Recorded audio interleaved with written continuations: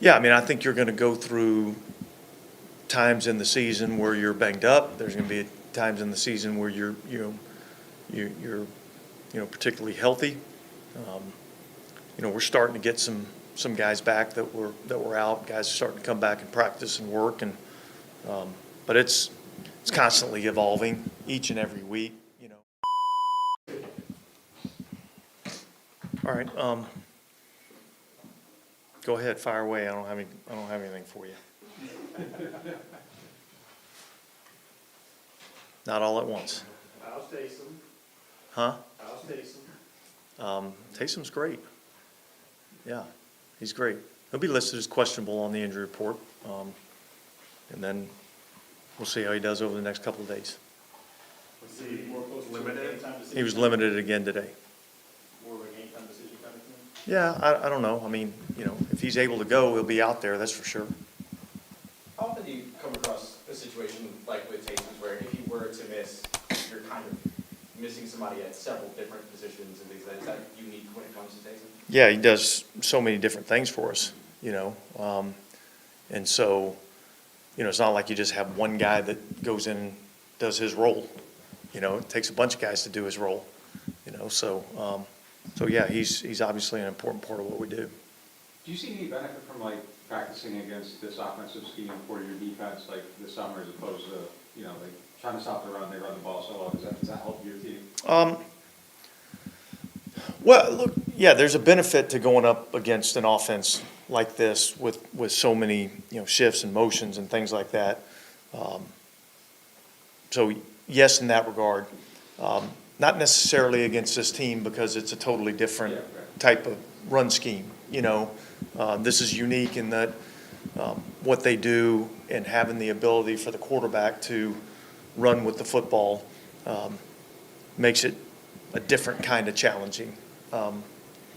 So run defense is run defense, though. It's all about, understanding where your fit is. It's all about eliminating space in the defense. And so from that standpoint, that was beneficial for us this summer. Is spying the quarterback a practice that you actually see a lot across the NFL, or is that more one of those kind of halftime adjustments? No, I think it's something that you see against mobile quarterbacks. You see, and everybody talks about spying the quarterback.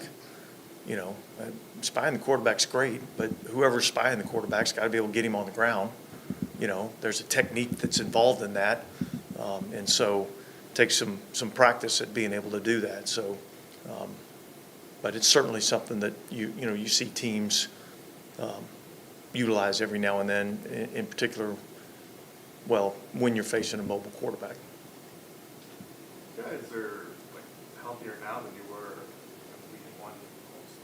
Jason, what are your thoughts on the way you guys have been able to progress the last couple weeks from a health standpoint? Yeah, I mean, I think you're going to go through times in the season where you're banged up. There's going to be times in the season where you're particularly healthy. We're starting to get some guys back that were out. Guys are starting to come back and practice and work, and but it's constantly evolving each and every week. I mean, this is a physical game that we play, so look, you just got to be able to adjust, and I think, hopefully we have the good fortune of not having to deal with too many injuries.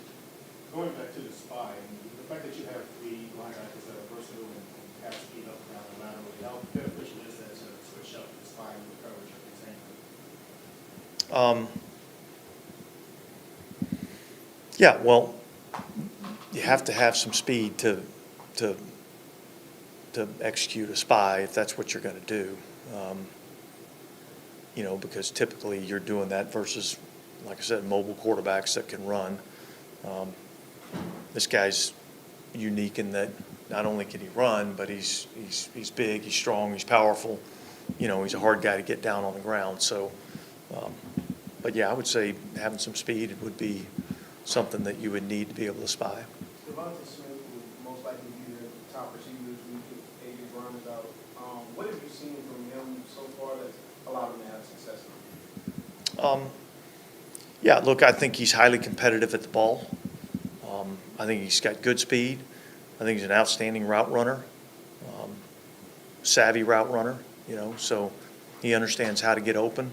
And I think that's, a unique skill for a receiver. And then he does a really good job at the catch point of he's not a big guy, but he plays a big man's game at the catch point, and I think that's what allows him to have some success.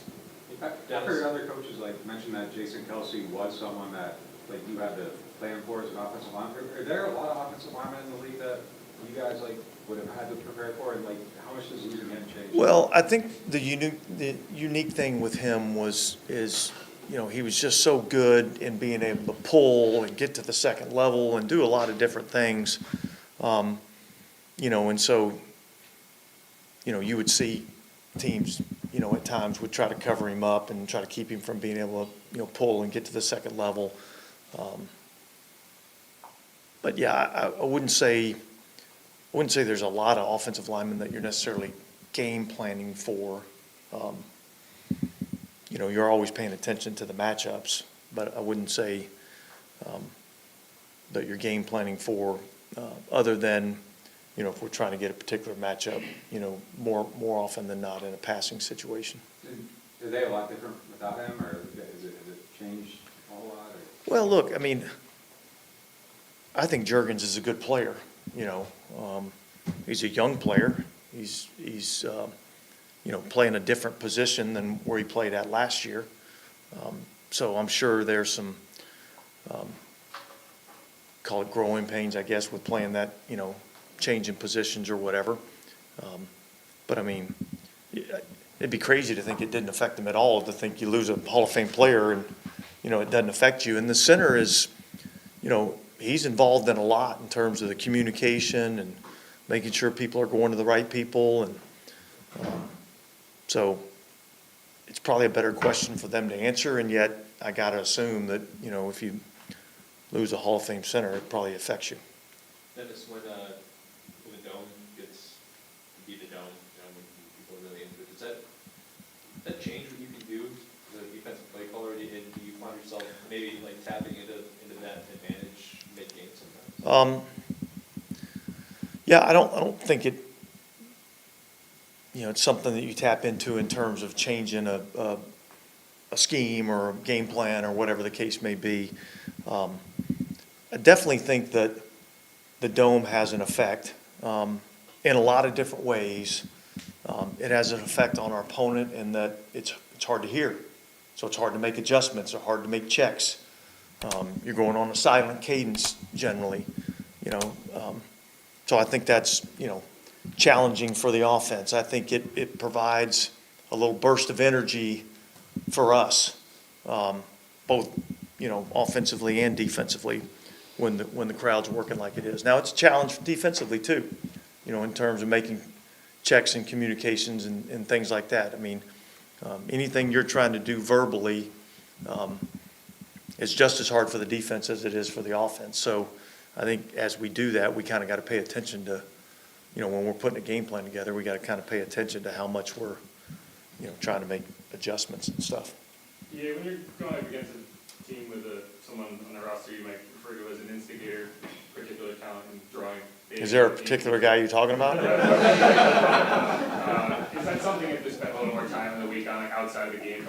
Yeah. We got to make sure we discuss it, and we can't get involved in any type of extracurricular activities.